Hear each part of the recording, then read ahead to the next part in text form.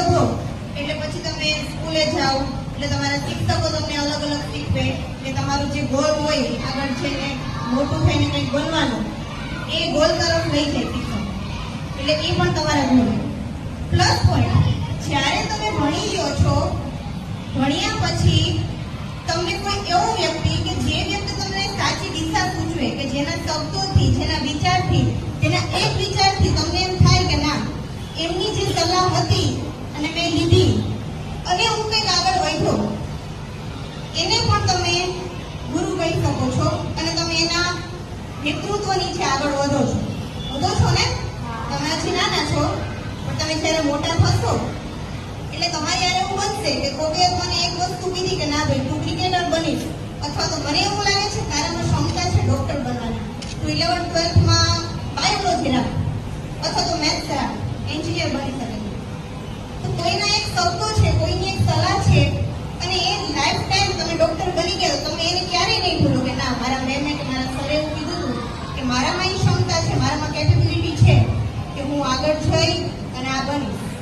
બરાબર તો તમે એને ગુરુ સમજો છો. આવી રીતે તમે 3 પ્રકારના ગુરુ તમારા પહેલા તો માતા પિતા સૌથી પહેલા તો માતા પિતા તમારા સૌથી વધારેમાં વધારે જો કહું તો સર્વપ્રિય અને સૌપ્રથમ ગુરુ છે માતા પિતા. હવે કિસ્સો કહું કે એકવાર એવું બને છે એક બાળકની ખૂબ ફરિયાદ હોય છે એના મેડમ પાસે આવે છે બિનજરૂરી વાતો કરે છે ભણવામાં ધ્યાન આપતા નથી અને જનરલ ક્લાસમાં ભણતા નથી.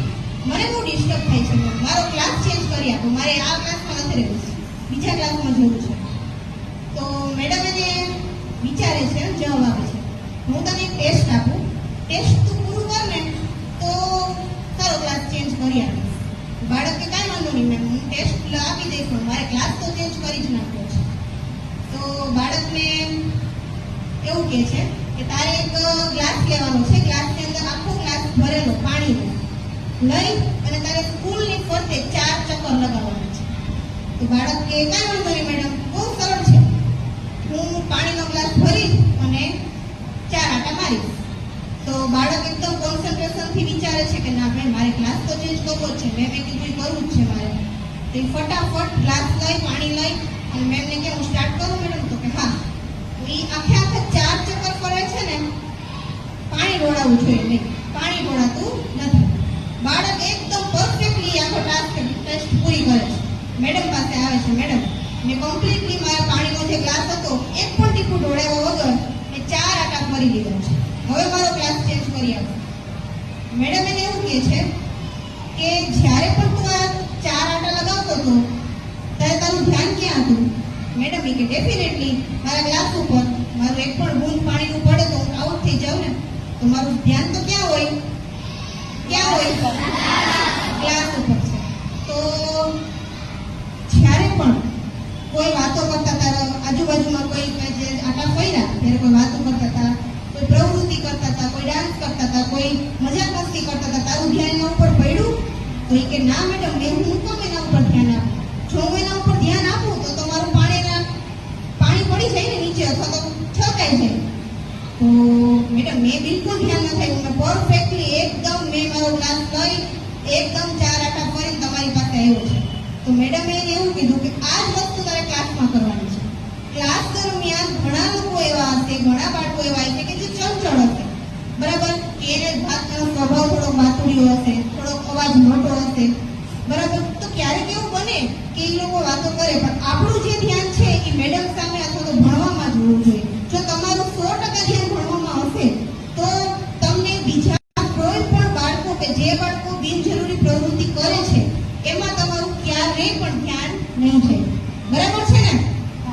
જો તમે પ્રવૃત્તિ અથવા તમે ભણવામાં પ્રોપર ધ્યાન આપો તમારે બાજુવાળાને બિલકુલ જોવાનું જ નથી કે તે શું કરે છે. તમારે જે ભણાવે છે શિક્ષક એને સામે જ ધ્યાન આપીને બેસવાનું છે. અને મારી દરેક સ્પીચમાં હું એક વસ્તુ કહું છું કે લાઈફમાં તમે બીજું કંઈ કરો કે ના કરો એક વસ્તુ ઓલવેઝથી ફોલો કરો. શું?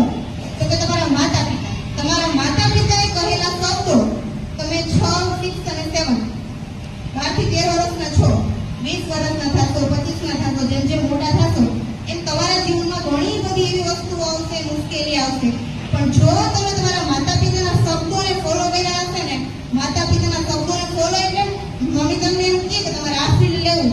તો એ ફિલ્ડ લેવું. શું કામ લેવું?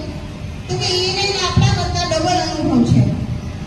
દુનિયાનો કોઈ પણ સંબંધ એવો નથી માતા પિતા સિવાયનો, ફ્રેન્ડ સર્કલ છે, મિત્રો છે, કોઈ મામા કાકા ફુવા, કોઈ બી માતા પિતા સિવાય કોઈ પણ એવો સંબંધ નથી કે જે તમારું સારું ઈચ્છે. બરાબર?